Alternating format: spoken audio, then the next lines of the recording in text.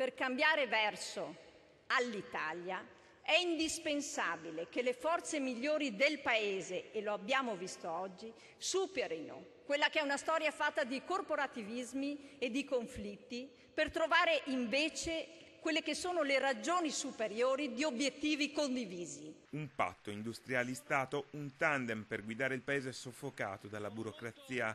La numero uno degli industriali della provincia di Treviso, Maria Cristina Piovesana, lancia la proposta dal palco mentre seduto in prima fila ad ascoltare c'è il Presidente del Consiglio che annuisce, sposa il concetto, ampliandolo e riprendendolo più volte nella sua analisi.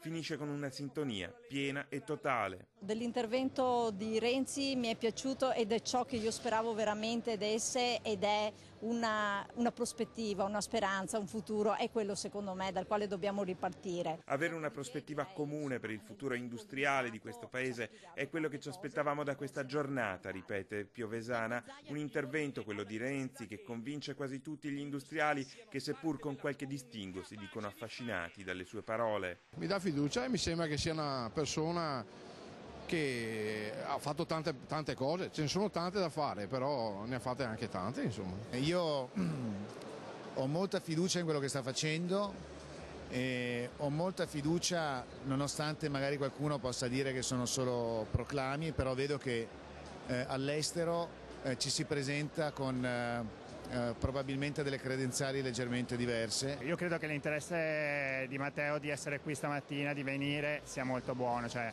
è un segnale che lui è vicino, che è presente, che riesce a dividersi su 1000 fronti e non mancare appuntamenti importanti come questo. Sta andando nel verso giusto, bisogna però intervenire di più nelle imprese e meno nelle chiacchiere.